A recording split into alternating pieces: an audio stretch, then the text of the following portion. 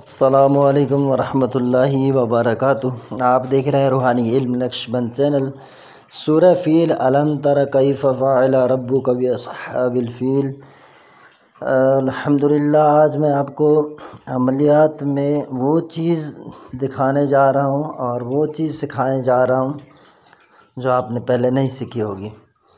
तो बहुत ही पावरफुल आयत हैं और इनसे काम लेने का जो तरीका है वो मैं आपको बताता हूँ। तो इसमें जो आज मेरा मौजू है वो है, एक तो हुब के बारे में, मोहब्बत के बारे में, और दूसरा है बोझ के बारे में, ठीक है। तीसरा है दुश्मन को दफ़ा करने के बारे में, ठीक है। और एक है मोहब्बत के बारे में अलग से, फिर मोहब्बत के बारे में, ठीक है।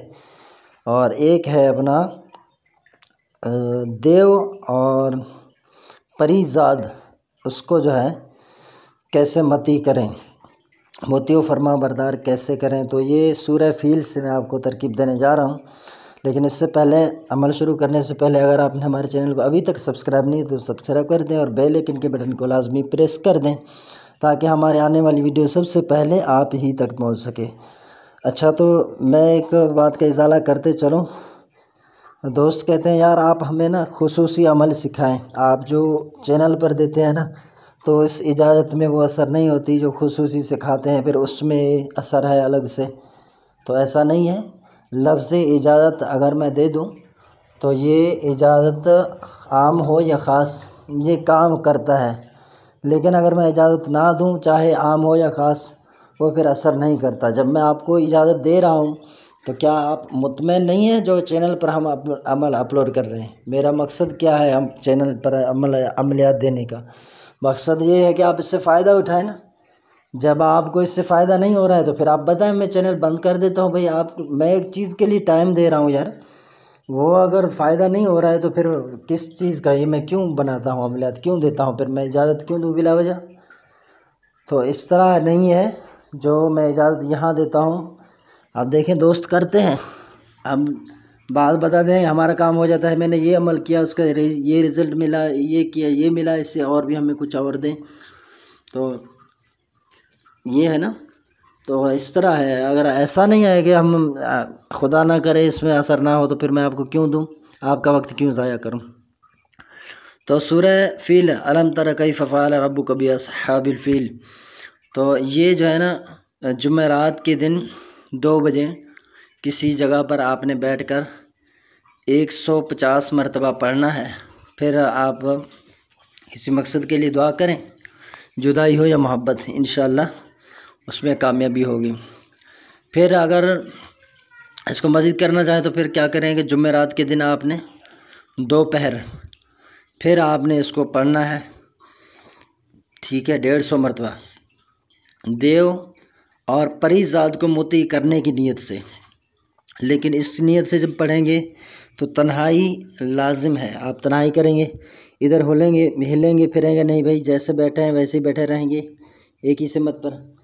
तो इस तरह आपने इस अमल को करना है, ठीक है। बिस्मिल्लाह शरीफ शुरू में नहीं पढ़ना है, सिर्फ अलम तर कैफ़ फ़अल से शुरू करना है और जो आखिर तक इसको पढ़ना है। इस तरह आपने इसको मुकम्मल करना है। और दुश्मन को आपने दफ़ा करने के लिए क्या करना है कि जुम्मे के दिन 7 मरीख में 100 मरतबा आपने इसको पढ़ना है, सूरह फ़ील को, अलम तर कैफ़ फ़अल रब्बुक बिअस्हाबिल फ़ील। ये देख लें, कुरान मजीद से मुकम्मल सूरत पढ़ना है, ठीक है।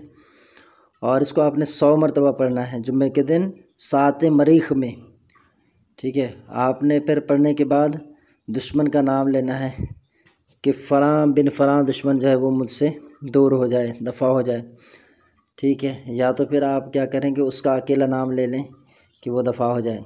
लेकिन ये जो 7 मरीख है, तो जुम्मे के दिन जब सूरज निकल रहा है तो उस वक्त ये पहला घंटा होगा ज़ोहरा का, दूसरा घंटा होगा अतारत का, तीसरा घंटा होगा कमर का, और चौथा घंटा होगा 7 ज़ुहल का, और 5वां जो घंटा होगा वो अपना मुश्तरी का होगा। मुश्तरी के बाद छठा घंटा जो होगा ये 7 मरीख कहलाता है।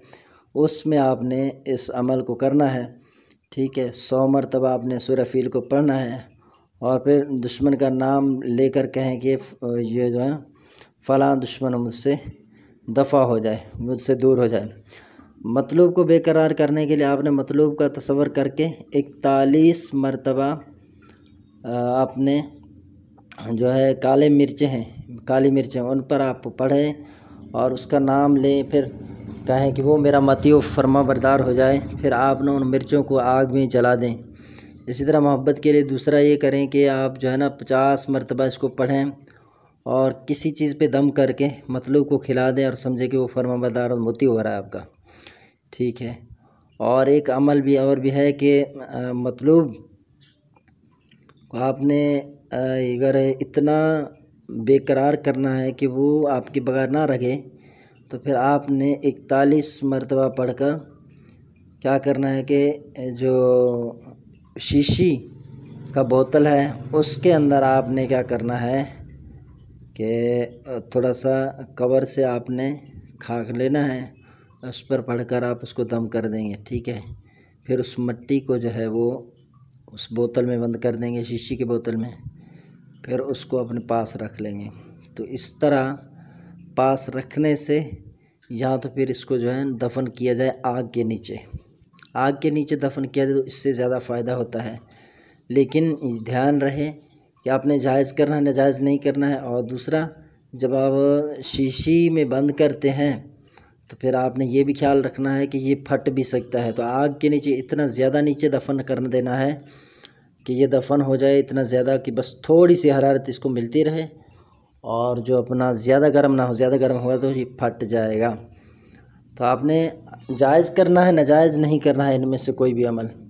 तो इन तमाम अमल की इजाज़त के लिए अगर हमारे चैनल पर आप नए आए हैं तो हमारे चैनल को सब्सक्राइब कर दें।